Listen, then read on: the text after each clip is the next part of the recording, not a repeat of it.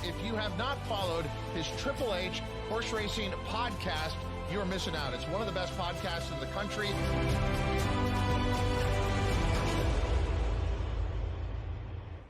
Hello and welcome to the HHH Racing Podcast. As Belmont Week is here, and we are here today to preview the fantastic Late Pick 5 Thursday at Saratoga Racetrack for Belmont Stakes Festival Week. I'm your host, Howard Kravitz. Thank you very much for joining us. I'm along with co-host Pete Visco of Picks and Ponies, host of Bet and Booze, and right below me, Kyle Roscoe, and host of Pacific Horse Players on the bottom right-hand corner right there, Mr.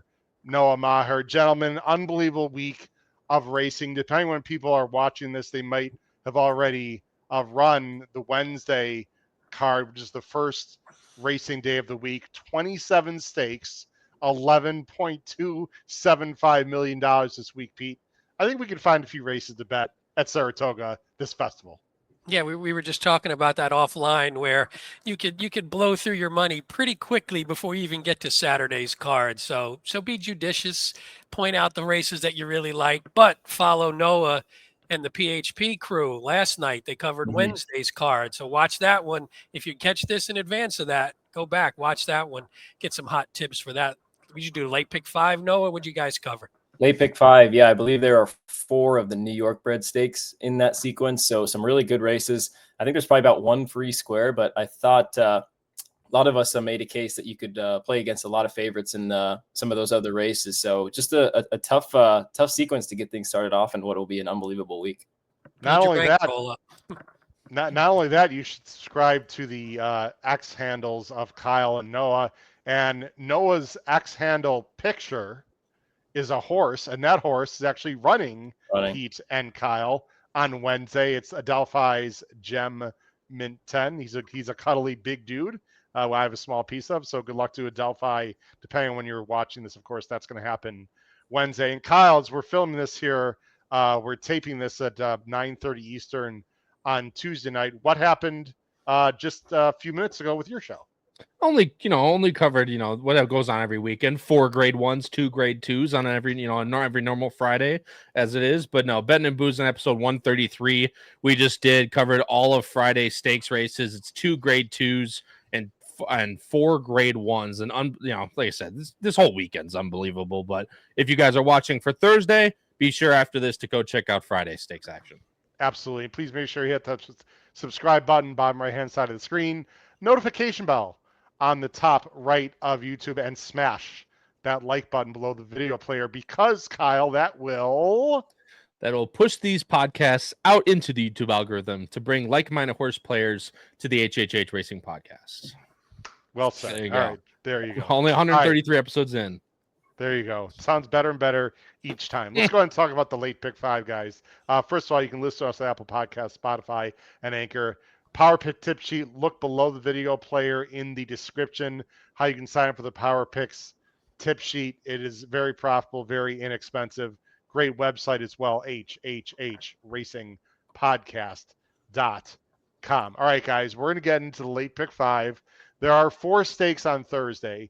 2 of them are earlier in the card, which you're not going to cover. They are small fields for 2-year-olds, including a very, very, very, very fast Larry Ravelli horse, by the way. So you might want to check out those earlier races. But we're going to talk about the Late Pick 5, which has excellent sequence, including 2 stake races. Let's get into it right now, guys, as I go ahead and bring up the Equibase entries on the screen. The Late Pick 5 starts again on Thursday, starts in race 6, approximately 3:26 Eastern. The weather is going to be great on Thursday, warm and sunny. Optional allowance, $50K. They're going 1 mile. This is for, fillies and mares. The morning line favorite is going to be the number 8, Velvet Vortex, for Cox and Mr. Pratt. Let me go ahead and bring up the banners here on the screen. Give me 1 second, because we are a little different spots. There we go. And I'm going to also turn off the other banner. You see our picks on the bottom of the screen right now. I am going 897. Pete's going 892. Kyle is going 879. And Noah, is the Brave Soul. He's going with the 2. He's going 2-8-4. So why don't we talk about that horse first, Mr. Maha? You're going with Table Flirt for Belmont and Junior, not in for the 50,000. She is protected. She's also one of the few 3-year-olds. Actually, there are a bunch of 3-year-olds in the spot. 5-1 morning line. What do you like about Table Flirt? Yeah, I think when you're looking at this race, you kind of have to ask yourself the question whether the 8's going to run back to the race that she showed on debut or the race at Keeneland, where she was a little disappointing as an even money favorite. So I'm hoping she isn't quite as good as the debut, and I'm going to look for alternatives as I kind of am this whole weekend trying to go price shopping here. I'm going with the 2 Table Flirt. You know, she's done most of her running on the turf, but it just kind of seems like she's slowly started to figure things out. Her 2 races on the dirt, one of them was her first start, which you can totally toss out. She was a 2-year-old then. And then last time, I think it looks better than it is on paper. She was 10-1 against Shred the Gnar, who has got a good chance to upset Good Cheer on Friday. And then Chasten, who's a nice filly for Cox. So those 2 kind of went 1-2 around the racetrack there at Churchill. And as you can see on the left, it says it was somewhat speed favoring. So I thought the race was okay. It just seems like the more times that she's going to try this dirt, she's going to like it a little bit more. I mean, based off the breeding, I don't really have any reason to believe that she's not going to like it. And if it's not the 8, it could be anyone. And it just kind of seems like Alvarado Mott, this is the kind of race that this combo wins sometimes. So I'm going to go with them.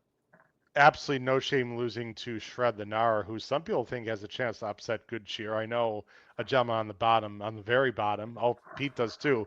But on the Ben and Boozin show, I know a few. I think was Charlie was going to take a chance with Shred the Gnar. I guess Pete likes the 2 also. Pete's got the 2 in third. Sorry, I'm confusing races. Shred the Gnar he likes in the Friday race. Pete's got the 2 here.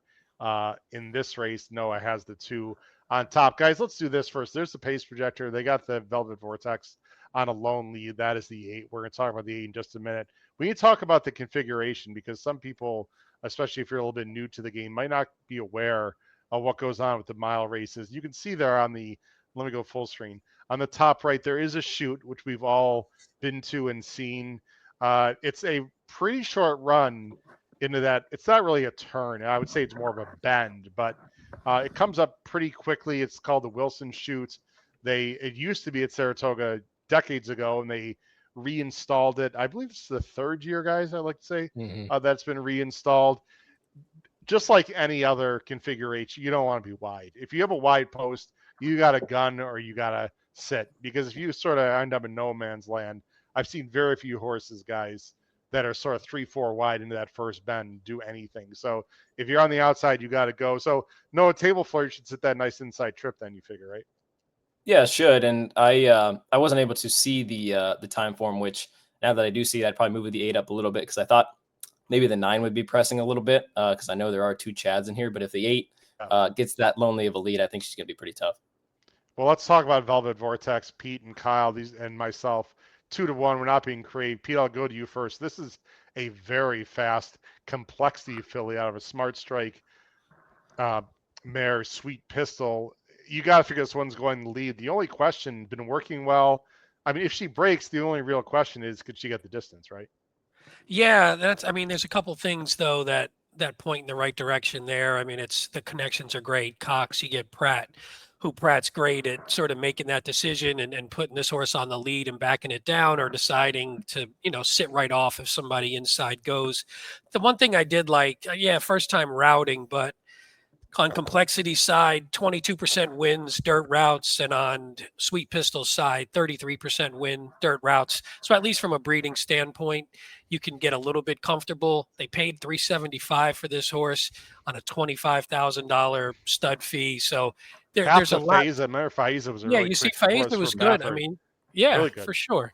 Yeah. Now again, you're not going to. The good thing is you're not stretching this horse out too far. I mean, it's going to a mile, so you're sort of taking an incremental step. So I think you're comfortable enough, and I think Noah hit the nail on the head when he said she could get a loose lead. So on a loose lead distance, it's a lot easier to go the extra distance when you're loose on the lead. So if she gets that, that's what makes her dangerous.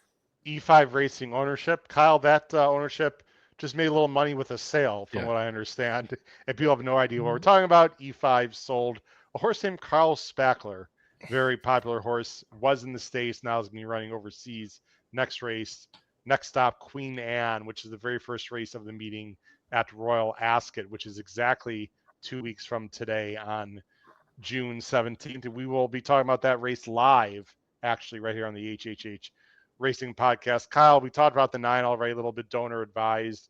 Well, I have second. This is Chad and Franco, 325,000. Has done nothing wrong. Lost to Shred the Gnar in the debut. No, I was sort of thinking the same thing you were until, again, I looked at the pace projector. I just don't think Franco's quick enough to keep up with the 8 at all, but should sit a good trip, Kyle. And if the 8 somehow falters, I think donor advised has an outside shot, but she just can't be too far back early. But you like the 7, a little bit, Pure Beauty in second at 6-1 for Shug and Johnny V coming out of the Gazelle. Did not run very well, but now is off the layoff, and she can get back to 2 back, Kyle. She's got a shot to do something here. Well, there's two things I like about Pure Beauty a lot, and the fact that just last thing I want to touch on with Velvet Vortex, if the 9 was drawn inside of Velvet Vortex, including with the number 6 Feasible, who should be pretty decently out to the lead, I would like the number 8 Velvet Vortex a little less. However, I think she could have a pretty easy time clearing from that Wilson chute where you do not want to be wide. However, Pure Beauty, there's one thing I really like about her, and I know you probably hit on this as well, Howard, as you ever in third, is the turn back from a 1 1/8 to that mile that she ran at Gulfstream, breaking her maiden. She even went to a 1 16th. She didn't run that bad against horses at Gulfstream between Justin Queso and Anna's Promise. So a little bit of a cutback. While she might not be as fast as other horses in this race, i.e. the number 8 Velvet Vortex and number 9 Donor Advised, that 78 is still pretty matched with a lot of others in here. And if she can sit a nice, just off the speed trip, sitting with maybe just behind a horse like Donor Advised or anything like that, I think there's no reason why she can't either get up for second or at least for third in here. We talk about Timeform US a lot on this show where people are not familiar, which is just another speed figure. You want to focus these numbers on the far right. Table Flirt, which is Noah's top choice, ran a 99. The B just could signify a lot of things. It's a breakout race, so not sure that number is correct is basically what that means without getting a lot of detail. But remember the 99, everyone, as we scroll down some other horses that have a shot here. Pure Beauty did get a 95, Kyle, 2 back, which obviously fits. Velvet Vortex, though, wow. I mean, 15 points better, and the 9 Donor Advised did run a 100, but 114, 111. That's why. Well, it's part of the reason why I like the 8 guys. I just that's tough to beat. And I've got a handy dandy sheet, courtesy of Craig Mulkowski. If you don't know Craig, I've got it right here with me. If you don't know who Craig Mulkowski is, he is one of the gentlemen that is in charge of Timeform US. In an 8 furlong race, guys, 1.5 points on the Timeform is approximately 1 length.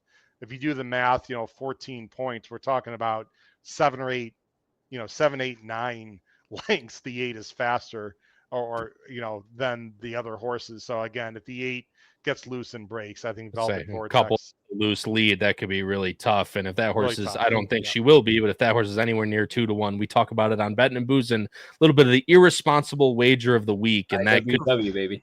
That could be a little bit on the side if that horse is 2-1. Yeah, we're not getting 2-1 on Not at Velvet all. Vortex, But but we can always hope. Let's go on to the next race, guys, which is one of the stake races on the late pick 5. I'll bring it up right now. It is the Intercontinental Grade 2 on the turf. Now, it used to be 7, ladies and gentlemen, but when they run it at the old Belmont, or I should say when they run it at the new Belmont, which apparently, by the way, a little news flash, I don't know if you guys heard, looks like it's not going to be next year. It looks like the 26 Belmont Stakes will be back at Saratoga. There's an article that came out yesterday as we're filming this Tuesday night, just to let people know. But the Intercontinental usually is run at 7 at the old Belmont. It's run at 5.5. They don't run 7 furlongs on the turf at Saratoga. This is a really nice field. There's some very talented, quick ladies here. Rails out at 18 feet. I do want to mention that might help the speed a little bit. The turf should be firm. Moyline, there is an also eligible run for the hills. It's a main track only. This race will almost certainly be on turf. Moreline favors the number 2. Future is Now, a Maryland bred for Trombetta and Paco, who is as sharp can be. Let's see where we're going here in this race. I'll bring on the screen. I'm going to go 4-2-1. Pete's going 5-2-1. Kyle's going 1-4-2. And Noah is going 4-1-2. So Noah and myself are both going with Dance Macabre. This is Miguel Clement train, Joel Rosario. I did talk to Miguel, by the way, or not to Miguel. I talked to someone who talked to Miguel, who said that Dance Macabre was probably a little bit short off that layoff in the last race, and they liked Pandora's Gift a little more. And no, it turned out that way, but I'll tell you what, not by much. I think either one of these horses, Pandora's Gift or Dance Macabre, has a chance to give, as of this taping, Miguel Clement's first ever win as a trainer. We're going to go with the longer shot there, the 5-year-old mare. Yeah, I guess I'll start us off again. Yeah, I'm thinking similarly to you. Nothing real creative. I thought the Giants Causeway just in general was a pretty decent race. And I thought just coming out of that, after we had watched that race live at Keeneland, actually, I just kind of had the sense that Dance Macabre was the one that you wanted out of that race. Future is Now and Pandora's Gift kind of got things their own way on the front end. And even though Rosario had her kind of towards the rail and saving ground, she made up some good ground. And, you mentioned it, Miguel Clement is very professional. He's been at the head of the Clement operations for a couple of years now. And that was her first start since August. So the information that you provided us is kind of on point because you expect her to be a little more sharp this time around. So going with the 4. Now, we were watching this together. I really won Pandora's Gift. I have no idea how she don't didn't get me this, started. This was one of the most brutal beats of the entire weekend when we were there. The number 4 is Future is Now. We see on the rail. Let me go full screen. Pandora's Gift did get a perfect trip. Just want to mention that. Just literally sitting right outside. And here's Dance Macabre, the 6 in the back of the pack. And this race did not really fall apart. 22 and now Keeneland very well, Noah. The turf was not like ultra firm that weekend, but still 22 and 0.73 is pretty damn slow, going 5.5. And these two just, I won't say walked around the track, but certainly got the perfect trip. While Dance Macabre, the 6, sure, she saved ground, but she had ground to make up, and she was making up ground in the stretch. See these 3 right here. As you mentioned, it kind of depends. I think something that we kind of key on at Keeneland is you try to figure out what the wind's doing. But regardless of that, especially with these higher quality races, it'd be very surprising if you see these high quality mares go close to 22 flat, but 22 and 3, kind of walking the dog out there. But I want to throw it to Kyle because I want Pandora's Gift quite a bit because Pat and I were in some bets together that day. A little overconfident ride, I thought, by Irad. I don't know what you think. Yeah, it's kind of the way I saw it too. And granted, again, like Howard said, she had a perfect trip. But of course, I bet her that day at Keeneland, so the horse had to lose, is what it kind of seemed like. But no, Pandora's Gift, I think she's really talented, and I think there's probably is a little bit more in the tank. I agree with Howard. I don't know how she didn't win that day, but if they can sit her in like a first off type trip in this race behind Futures Now, I think for me, it's either of the Miguel Clement trainees in this one. And I really do I like that you guys like Dance Macabre, obviously a long time Kelsey Danner trained horse for NBS stable. This was their tried and true horse for a long, long time. And the fact that NBS actually still owns a piece here now, obviously trained by Miguel after the switch from Kelsey, I think she's very, very talented. They've always thought so highly of her. So the fact that if she can win here, it would kind of be an all coming together point from NBS and, of course, Miguel Clement's first win as of this taping. I will say, and I'll go to you, Pete, Dance Macabre, a lot of things are going to have to go her way. I think she is just a small cut below a bunch of these. But, Pete, I just felt like this race was very trip dependent. I think Future is Now is the deserved favorite, but like not by a lot. And there's horses like yours, Twirling Queen, that could easily show some speed. She's off the layoff. She's just turned 4. I have a feeling that Louis Size is going to be aggressive with this one. Pipsy, just to her outside is quick also. A lot of this race depends on break and racing luck, frankly. But Twirling Queen, I'm definitely going to use her. This is an interesting pick. She's got to pick up her game for Jose D'Angelo. But you're going to get a price here, Pete, with a horse that could, improved several points off the layup here as a newly turned 4-year-old. Yeah, I sort of was sitting here. I had like 4 A-ish type horses, and it's the 3 you guys have, and then the 5 Twirling Queen. Again, I think she probably needs a race against this field, but I'm looking to say if she can get back. So I think her form as a 3-year-old was close to where these are now, and now if she can move forward, and we see a natural progression sometimes from 3 to 4. If she can move forward off just last year's best, then I think it puts her right in the mix. And a couple things you like, she's 1 for 1 at Saratoga, so she's been here and won on the track. She's 2 for 2 at the distance, so she's bounced around distance-wise. But her best races, 2 of her best races, I should say, are the 5.5, and one of them was here at Saratoga. And then she's been working lights out. Like you could see, I don't know what happened, but she ran on my birthday, December 28th, fantastic day. But she was then off for a while, obviously, and she didn't train. She had one work. Then she was, at least I should say published work. Then she was off until May 10th, as you could see there. But then they sort of ramped her up. And that last one, 46-4, first out of 70, just shows that at least she's fit. And she might be fitter than you'd expect maybe coming into this. And against this field, I think she needs to be. But I think a move forward and her at her best and hopefully sitting just a bit off, I think she's got a good shot, and you're getting a price, which, again, she might be one of those horses that's a higher price now because the others have run already and they're in form. Yep. But if she runs well, she would be lower in this field, I think. Interesting lifetime record. She's 6 for 11, no places, no shows. Yeah, all or nothing, man. All or nothing. I'm glad you brought the work tab. We're going to move along here, Pete. I know that last work was a bullet, but it was with 70 workers. I'm a little concerned that it's such a light work tab. I don't know about you, Noah. You're around the track more than any of us right now, based on where you go to school, obviously at University of Kentucky. To me, when you see a bullet work and a light work tab as the last work, to me it sort of feels like they're rushing her into a spot. I don't know, Pete. You obviously disagree with that. I'd rather see that bullet work and then a maintenance work after that. It's being a little nitpicky, but Noah, do you have an opinion on that at all? Yeah, I would tend to agree, and sometimes with these fillies, just because they're really finicky, sometimes they just get really worked up after they've been off for so long, and you just kind of want to race them into shape. But to Pete's point, she could just be doing so well in the mornings that D'Angelo just kind of has no other reason to not run her. And I think if she fires really, really big off the layoff, I think just trip wise, I think she's going to be a really good spot. And just the question is whether she's ready to step up her game. Yeah, I feel the same way about Pipsy, who has a run and won very well last time. I don't think this race to me is easy for futures now.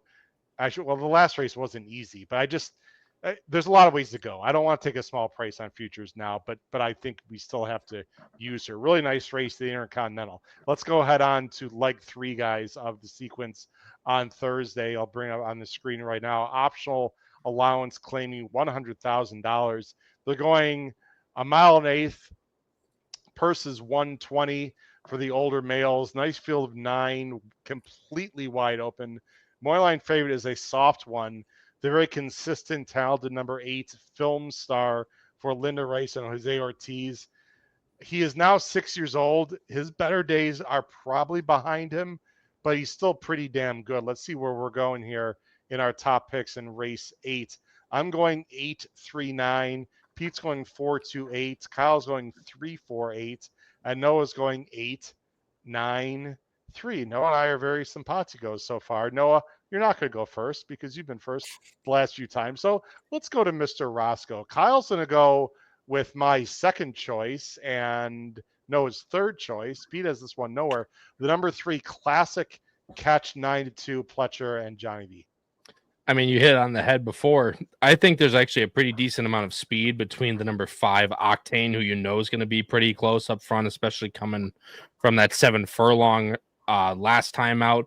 Willie D's, who I think Pete you have on top, if I'm not mistaken. That horse is not slow off the rip. And Film Star, who I agree with you, Howard. I think his best days might just be behind him, but he's quick as well. And if those 3 are going to go out in front, I don't necessarily think Classic Catch is, a very trustworthy candidate, if you will, on the win end. However, Obviously being 0 for 9 in the last 2 years, but if there's any race that he's going to win, in my opinion, it surely seems like this one. If the pace heats up, if it's not Film Stars, as you touched on, it could be so many different ones in here.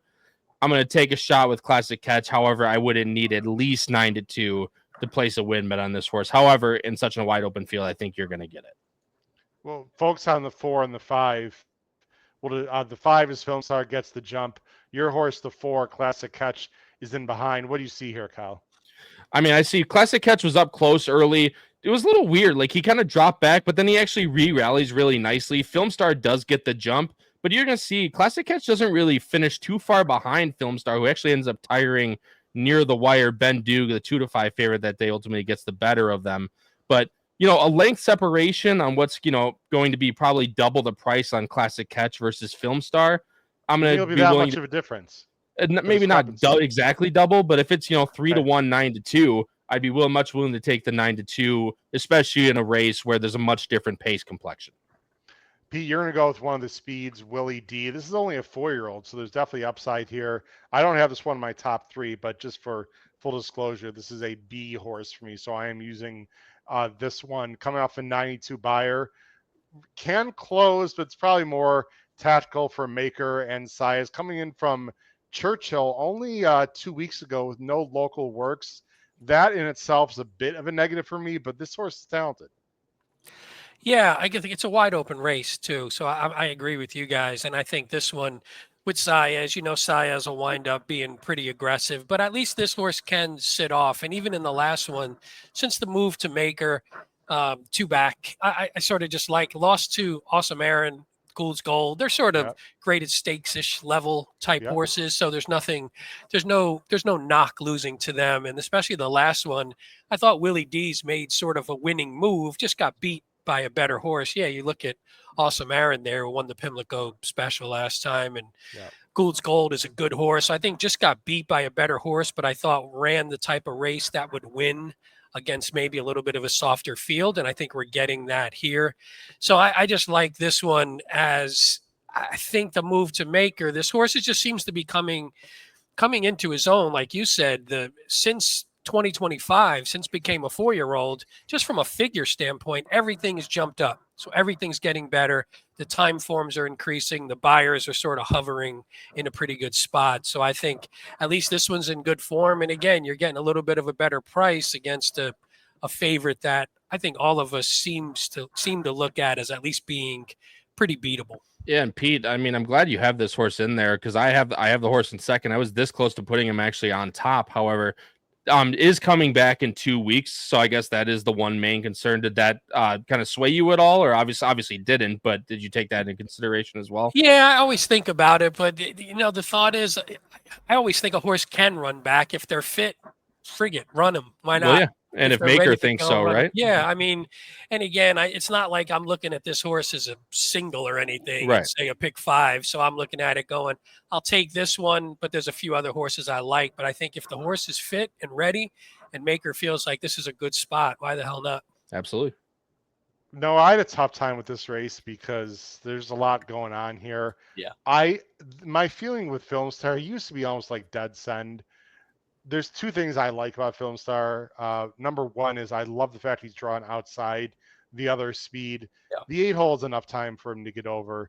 And number 2, it looks like if that last race is any indication, it looks like he's rounding back into form. Linda runs this horse a lot.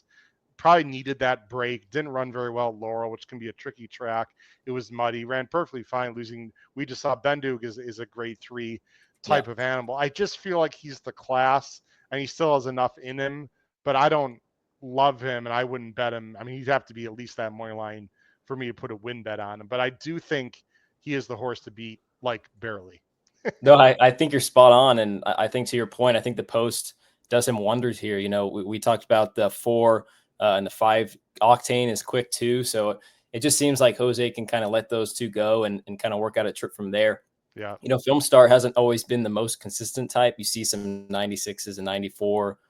It'll throw in kind of a clunker. You say 82, 74, but it just seems like if he's going to show some consistency, he's going to do it at Saratoga because he's got 2 wins, 2 seconds, and a 3rd and 5 starts. and he's been working well since. I just like the spacing. I just don't like the Willie D coming back in 2 weeks. I just want to throw one horse I want to mention out there that I have a little bit of a price. That's the number 9 Wild Vine. If this horse takes back and makes a run, I see no reason why this horse can't have a big shot here. And Jamie Ness is very capable of let's just say stepping up his horses in certain situations. Silvera is a capable jockey, and this is one of the few horses, guys, that can close in a race that looks like has a lot of horses that want to be tactical enough close. So I wouldn't completely discount the number 9 Wild Vine, a bit of a price, but you can no, actually you like this. I stole your thunder. No, I'm sorry. No. You have this one second. No, I agree with everything you said. I think this horse is interesting. Seems like he's kind of started to figure things out, switching over to the Nest Barn. He's run at Laurel, run at Parks. I thought the race at Parks last time was better than it looks, was in kind of a tight spot, shuffled back to last, and then made kind of a wide sustained move at 5-1 and kind of won convincingly. Seems like if he gets, if he continues to get better and better, the 91 buyer, 118 time form, he gets a setup. I don't see why that's not good enough to win or maybe be close in here. The penultimate race of this late pick 5, guys, is a fun race. It is the Poker. Now, the Poker Stakes is a mile. I'll show the field. Carl Spackler was going to be going in here. I'm sure every single connection that's running is very happy that Mr. Spackler has decided to run against some of the best milers in Europe in the Queen Anne, because he would be 1 to 5 in this spot. Let's go ahead and show the field for the grade 3 Poker, one of the features of the card on Thursday. It is $300,000, 1 mile. It's on the inner turf, and the rail again is out 18 feet. Might make a difference. We'll see.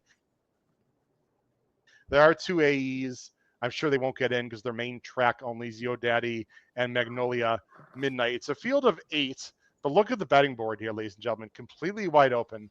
Morning favorite, according to Mr. David Aragona, is the number 1 Cameo Performance for Brendan Walsh and Manny Franco, a horse that I know very well. That actually, guys, I picked on our Picks and Pony show last week to win a good race at Churchill. And the only reason why he didn't win is, well, they decided to ship here to New York, which is a very interesting decision for the connections. Let's see where we're going here in race 9. I'm going 2-1-3. Pete's going 1-2-8. Kyle's going 2-4-1, and Noah's going 2-1-4. My goodness. 3 of the 4 of us are going with a 5-1, what is this, 4th choice? Co-4th choice in a field of 8. Hopefully we are going to be pretty smart. And if we're going with the horse intellect, gentlemen, I mean, Teacher joke of the day. No, well, it fits when it fits, Yeah. Let's go to you, Pete. Cameo Performance. I like this horse on Derby Day. I thought he ran okay. He was a little disappointing to me, but that was a tough field with Spirit of St. Louis winning. And, wow, I'm drawing a blank on the horse that came back and won this weekend. Mercante. Thank you very much. Mercante, who's as sharp as ever. Look at these guys are on top of their game. So Cameo Performance, I think, and Major Dude, I'd say those 2 are probably the class of the field. Pete, you're going to go with Cameo Performance for, again, Walsh and Franco. Interesting spot, like I said, talented horse.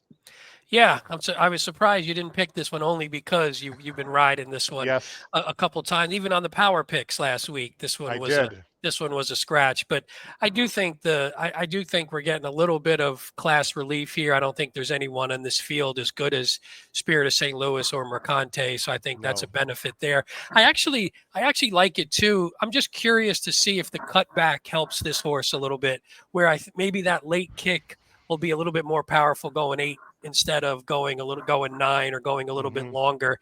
And the other thing, which I mentioned, I think, on our show last week, is maybe, just maybe, this horse doesn't like Churchill for some reason. It has 2 bad races there.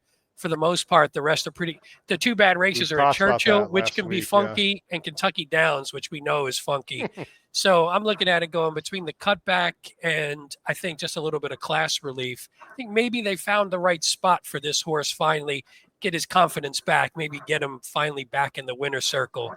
It's been a little while now. And I think the problem is that I think the pace is a little bit soft, and I'm sure you guys will talk about that. So I'm not sure there's a ton of pace for him to close into, but maybe from the rail he can work out sort of a ground-saving trip, maybe stay a little bit closer and Franco can make a move and not have to have him sit, dead last like he is on time form right there. Yeah, if he's there on the inner turf, that could be a problem. It's tough, because that yeah. inner turf is tight turns. Let me talk about Canada Performance because I know this horse pretty well. Here's my thinking, Pete, and certainly the horse can win. I've got him second. I'm not sure about two things. The pace, number one. Number two, he's a bit of a grindy type. He's not like an explosive turn of foot. And going a mile on this inner, you need to have like a quicker turn of foot. He does like to get covered up, which is going to happen. I'm just not so sure this configuration is what he wants, and I'm not sure a mile is what he wants. Now, look, Brendan Walsh is with this horse every day. People are listening, saying, Howard, what do you know about this horse? I just know what I see, and I just think he's a little more grindy. I don't know if you feel that way, Kyle and Noah also. So I have minor concerns, even though I'm using him in this race, obviously, because he's talented. Let's go to your top choice, Kyle, Noah, and myself. We're all going with intellect, and I'm going to show the replay. Kyle, this is Chad Brown, Flavian. I mean, I don't know if we're going to get 5-1 just because of that. First race in North America last time was at Keeneland. Lost to some very nice horses, including Hershey, who was based like a grade 3 type. Was wide post. Kyle had to be used early, and I thought still ran well. We'll watch him in the stretch. Intellect is going to be the 11. I'll point him out as we watch this replay. Funny thing is that exactly what Pete said about Cameo Performance, I think is going to happen with Intellect. This race was off a 364-day layoff for Intellect last time out. Yep.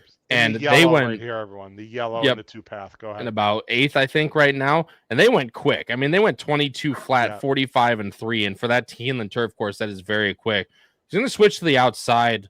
Like I said, Hershey is going to get the massive jump on everyone. And obviously he's going to go on with it. But Intellect stays on pretty well. And I think he's got a pretty good turn of foot to pass a lot of these horses and ends up just missing second, as you'll see right here. Obviously, that way on the Keeneland turf course has been very fortunate and very good over the years. But you'll see Depiction, the Cherie DeVaux horse that I always like to joke about, runs on late as he usually does for 4th. But I think coupled with the slower pace and the less and the better post, I think he's going to be a little bit closer, maybe sit somewhere in that 5th range. And if he can get a good run, get a nice trip, I think Intellect's very, very dangerous. And you're second off that long layoff. No, it was a year layoff. This horse had been going like 6 and 7. I'm not concerned about the distance because the poker's a mile, and that didn't look like Intellect was tiring. It just looked like he probably needed the start and was when these Euros are a little bit wide and uncovered, Noah, and make wide runs. These horses want to be covered up as long as possible, make that explosive move. I just have a vision of Intellect sitting on the inside, on this inner turf, waiting, and then Flavian just pushing the button and finding a hole and winning by like half a length at like 7-2. That's my vision. I know the three of us hope we're right. Yeah, no, I completely agree. It just kind of seems that last race has prep written all over it, was wide, and based off of the post, he was 10-12 that day. You're kind of up against it to begin with, just because being wide on that Keeneland turf course is just kind of a death sentence. But I kind of looked at the work tab. He ran on April 24th, and then they immediately shipped him up to Saratoga. So it feels like they kind of always had this spot in mind. Hershey's a nice horse that we talked about, and I think you made a good point with the 7 furlongs. He ran 7 furlongs at most overseas in France, a mile 16th at Keeneland. So I think he's going to love the cutback a second time in the States. Well, listen, when it's 7 furlongs soft, Pete, in France, that's like getting a mile and 16th there, because soft in Europe, like they don't even run on that kind of turf course here in the United States. So that's a lot of give in the ground. This horse actually might prefer some give in the ground, but I think either way, I think this horse is going to be absolutely fine. They know coming to the States, you're probably going to get firm. So I think Intellect is absolutely fascinating. Let's go to number 4, guys. Major Dude. I've had a up and down relationship, let's just say, with Major Dude. I loved Major Dude, as I think Pete might remember, and Kyle, I think, bet this horse also in the Fort Lauderdale, and like waited. It was really impressive. December 21st, and I loved him. I didn't like him in the grade 1, and I was correct. And he ran well in the Canadian Tour, but didn't get the job done. I don't know. Like, I'll go to you, Cogs. You got him second. You like him more than anyone here. I just think he was better earlier in the year, and now he's got like start after start. And to me, he's sort of regressing, and he's going to be overbet. I don't even have him in the top 3. I'm a bit negative to him, but you and Noah have him in the mix. I fully agree with you that I think this horse is going to be overbet. I mean, you can just look down the form and you can see only one time has he been over 2.5 to 1, and that was in the Pegasus World Cup turf. So I completely agree with overbet. I just think he's going to sit in the trip that he always sits. Going to sit a really good one. Whether he's good enough to beat horses like Intellect or Cameo Performance now is the question. However, I think you at least have to have him somewhere in the mix. But to bet this horse at 7 to 2, probably even lower than that, I would need a lot more than that to bet. I think I'd like him more going longer, Kyle. I think the shorter maybe he doesn't run his best races going the 8 furlongs. I think I'd be going not that I know shit about a horse over Pletcher, but I think I'd be going the other way with a horse like him. I think he loses even just from a figure standpoint. Yeah. His figures drop off. Everything sort of drops off a little bit when he's going a little shorter. So I don't know the specific reason for that, but that's what threw me off of him mostly. Well, what I find interesting, Pete, is usually when these horses start having a lot of starts and get older, they like to run them a little longer because they don't have that they don't have that when they do when they're younger. He's going the other way. We'll see. It's Iran and Pletcher. I mean, who knows? I just want to quickly mention the 3, and I'll let Pete talk about the 8. Don't sleep on Filo d'Ariana. I know he's 9. I don't love 9-year-olds. But that last race was complete prep against a freaky horse and Patches O'Houlihan. If you follow Woodbine, you know this horse. This horse looks completely loose, guys. And if the turf is playing fast and they let this horse go, I mean, I see no reason why this horse can't win this race. I'm not picking him on top, but I mean, guys, he's run some huge races over the years. Is he better one turn mile? Maybe, but I mean, he has run some big races in the past. So I wouldn't completely sleep on the 9-year-old. Donegal Momentum is the one that's going to be sitting right off of the 3, or at least probably in second. Pete ran really well out in the Hollywood Derby. He's just a little bit light on figs, but he can improve. He is. I'm hoping for the improvement. I was thinking about trying to put this horse on top, but I just couldn't get there because of the. I think he's just a notch below so far. But I think he's getting better, and I think the move up is the problem, but I think he's going to work out the best trip, and he can just get a jump on Intellect. If Intellect and Cameo Performance, like you said, if they're a little further back, I think Donegal Momentum will at least potentially have the lead in the lane and then maybe get run down. But I think he can at least, and Filo d'Ariana hasn't won outside of Woodbine in a long time. So for me, that's the kind of horse that probably hits the board, gets on the lead, maybe holds for 3rd or 4th. But I think this one at least can overtake him. But then I don't know if he can hold off those other 2. Fun race, the Polka. Let's go to the last race, guys. We'll just spend a few minutes on it. It's a very difficult race, and it's a race that I'm going to pay a lot of attention to for a specific reason, which I will tell everyone about, not only because it's the last race, but I have a financial interest in the last race. The last race, sorry, there's our picks already. Let me go ahead and bring up the condition of the race. It's the main special weight. There we go. 100,000 is the purse, mile and a 16th for the older 3-year-olds and up fillies and mares. Big field of 12 with an AE. Moreline favorite in a wide open field is the number 10. Just So Pretty for Danny Gargan. Haven't seen his name too often lately. And Joel Rosario, one of the 4-year-olds in the field at 7 to 2. I'm going 9, 5, 10. Look at Mr. Visco. He's also going 9, 5, 10. Wow. In a field of 12, we got the same wide open, got the same 3. Kyle's going 3, 7, 10. And Noah's going 5, 1, 9. Noah, I got to go with you first, sir, because I think you know this, or maybe you don't. I don't know. Noah just got a raise, everyone. And want to know why? Because the number 5, Bint Al Dandi, yours truly, has a small ownership piece of the number 5, Bint Al Dandi. It does not say in the program, but Adelphi does have a piece of this horse. So I didn't think, Noah, you actually knew about it. I had no idea. I am very pleased. The check is in the mail, as they like to say. This is a Rob Falcone 8 to 1 Franco. This is an absolutely wide open field.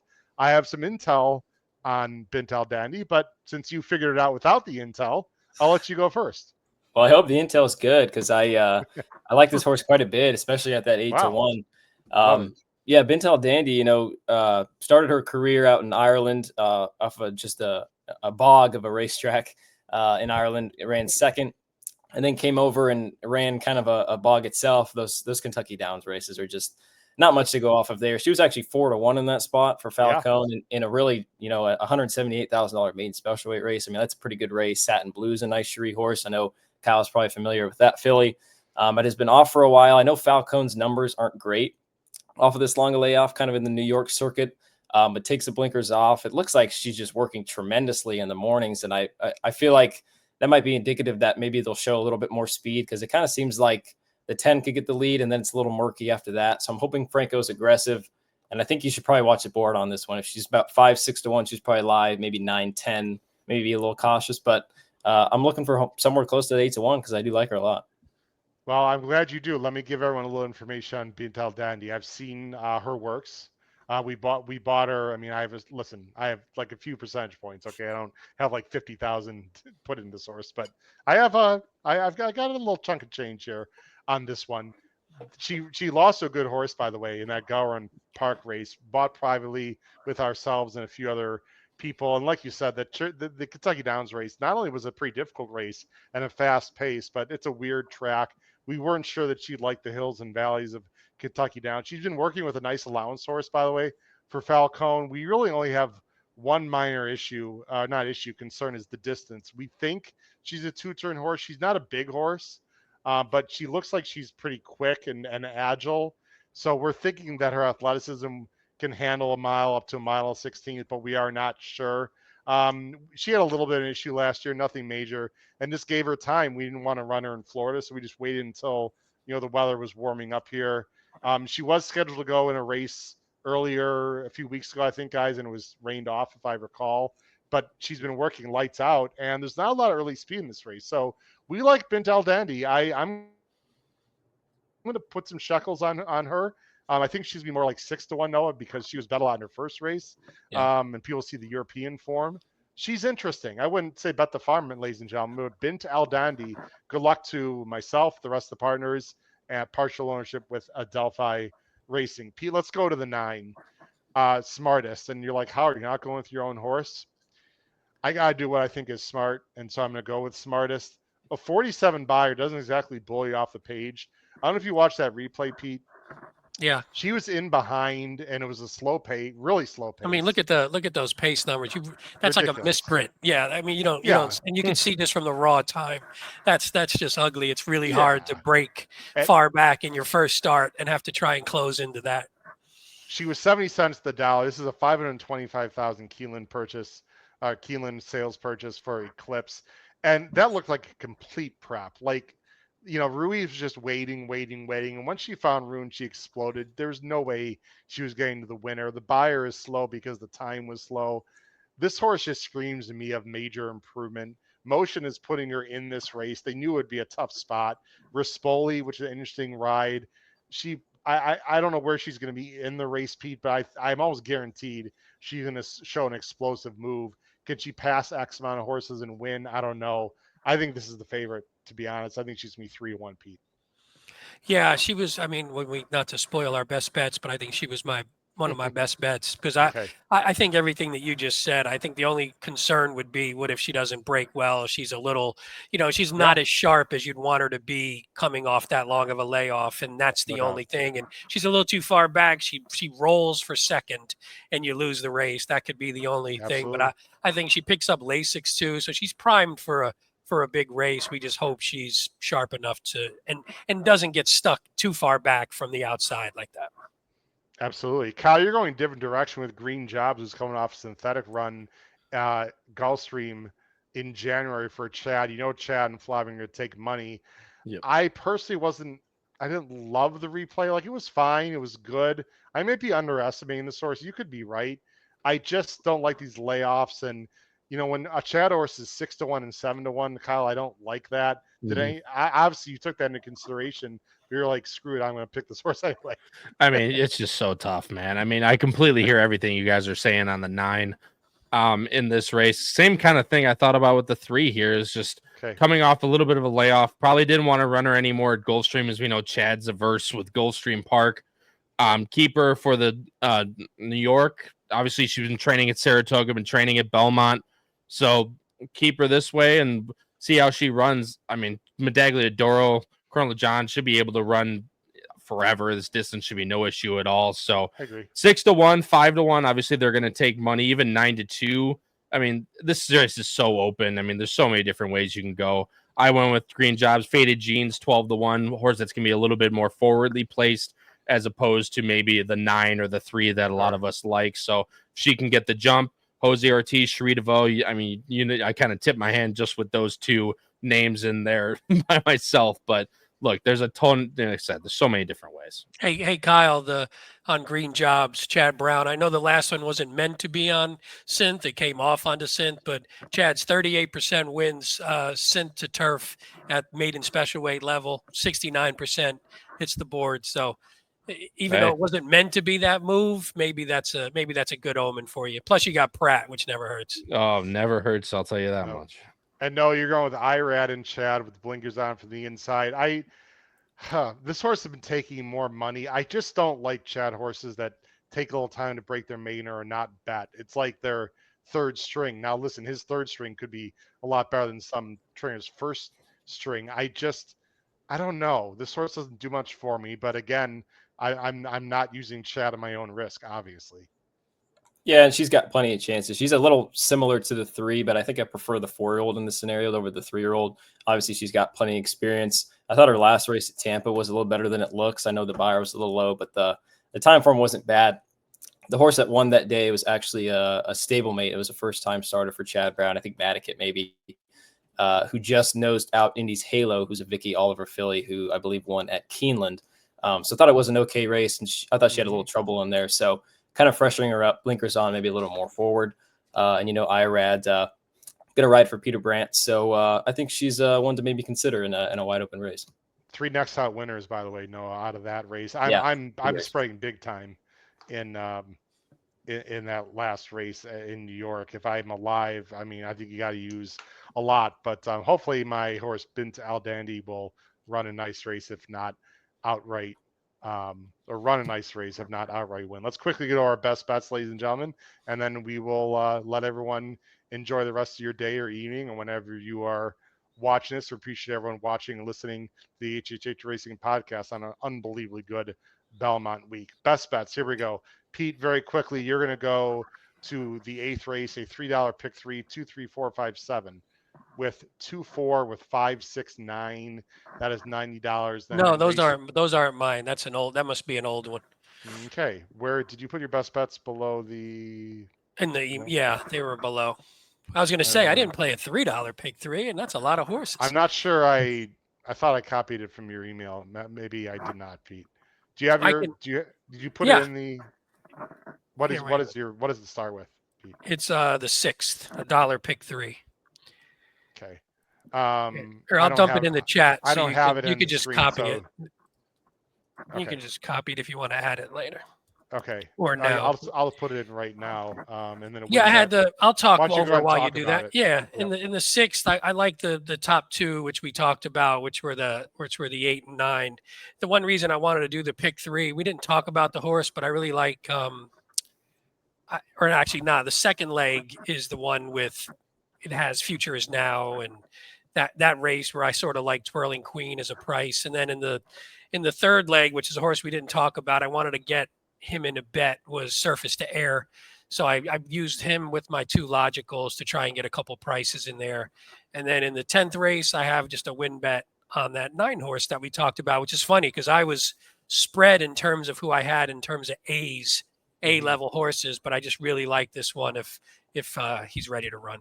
So Pete's 6th race, $1 pick 3, 8, 9 with 1, 2, 5 with 2, 4, 8. And then a win bet on the 9 and the 10th. Is that correct, Pete? Yes, that is it. Okay. Noah's best bet, race 9. He's going to Dutch exactas 2, 1 and 2, 2, 1, 1. He's going to box it, Dutching those exactas, then race 9, a double 1, 2 with 5. Noah. Yeah, Cameo Performance and Intellect. I just kind of thought that was the race where I can narrow down. If I'm playing horizontally, I'll probably just go 1-2 and move on. So if I'm right about those two, I'll try to get those two in the exacta. And then going forward, if I'm right about one, but the other one doesn't run in the exacta, I've got the double 1-2 and to Bint all dandy. So I hope that horse wins for multiple reasons. Yeah, absolutely. That would be awesome. Kyle, you're going to go to race 6 with a daily double, 8 with 1-4, and then race 9 on a win bet number 2. Intellect. I have to yell it because it's all caps. Hey, look, this is the way we do it around here. All right, horses' names are capitalized, but either way, again, I say it to so many people. I try to lose as little money as I can in turf sprints, but I want to use Velvet Vortex in some capacity just because I think of how strong that horse is. And going into, I think he's going to be way too low for me to play a win bet on him. So go in race number 7 and with Pandora's Gift and Dance Macabre, as we talked about trying to beat Future Is Now, and we talked about him at length, but I really, really like Intellect in the poker. And if he can sit a little bit closer than he did at Keeneland, and if he get anywhere near 5-1, that is going to be an absolute smash from me. I'm going to race 7 with a pick 4, actually. I'm going to go 1, 2, 4, 6 with 3, 8, with 1, 2, 3, with 5, 9, 10 for $36. The 3, 8 race, the second leg, that's classic catch with Film Star, 1 closer, 1 what I think is probably the best speed horse, and then the 3 inside horses in the poker, and then Prey with 5, 9, 10 with not a lot of confidence at all in the last leg. And I'm not using the Chads on that ticket, but on a larger pick 5, I definitely will be for sure. Gentlemen, it's going to be an unbelievable day of racing again on Thursday and really all week long. It all starts tomorrow as we're filming this Tuesday night. Please look into all the special 2-day bets and doubles and, boy, a whole bunch of things going on. Most importantly, we want everyone to crush your bets in late pick 5, Belmont Stakes Week, Thursday. Good luck, everyone. Take care. Have a good night. Bye-bye.